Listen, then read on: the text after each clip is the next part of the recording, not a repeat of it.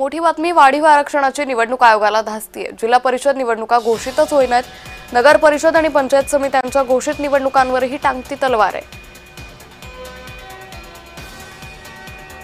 तर यापूर्वीच्या सुनावणीत सुप्रीम कोर्ट काय म्हणाले ते आपण पाहतोय। 2022च्या बांठी आयोग अहवालाआधी जी स्थिती होती त्यानुसारच तुम्हाला निवडणुका घ्याव्या लागतील। आरक्षण 50% पार जाऊच कसं शकतं?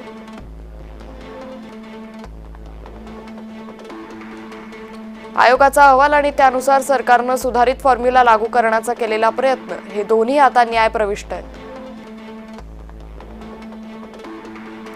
घटनापीठानं घालून दिलेली 50%ची मर्यादा ओलांडणं शक्य नाही।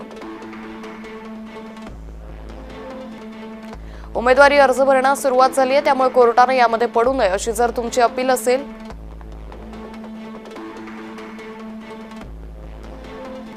तर आम्हाला निवडणुका स्थगित कराव्या लागतील।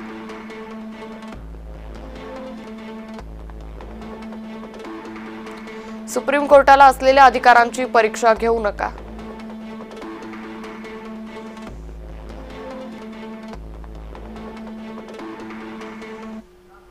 मुख्यमंत्री हे नेहमीच ओबीसीच्या बाजूने उभे राहतात असं म्हणतात।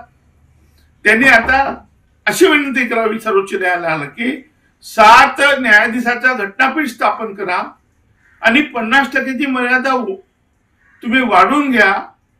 खरं म्हणजे जर खरोखरच भारतीय जनता पार्टी म्हणते की डीएनए आमचा ओबीसी आहे, तर ही नामी संधी आहे। त्यांनी सर्वोच्च न्यायालयात जाऊन हे प्रकरण तडीस लावायला पाहिजे आणि ओबीसीला न्याय मिळेल, त्यांचं 27%चं आरक्षण कमी होणार नाही। तर कुठे किती आरक्षण आहे हे आपण पाहूयात। नंदुरबारमध्ये 100%, पालघरमध्ये 93%,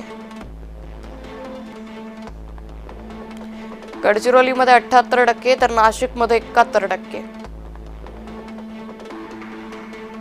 धुळ्यामध्ये 73%, तर अमरावतीमध्ये 66% इतकं आरक्षण आहे।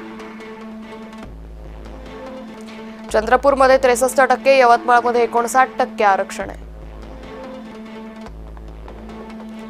अकोल्यामध्ये 58%, नागपूरमध्ये 57% इतकं आरक्षण आहे। ठाण्यामध्ये 57%, गोंदियामध्येही 57% इतकं आरक्षण आहे। वाशिममध्ये 56%, नांदेडमध्येही 56% इतकं आरक्षण आहे।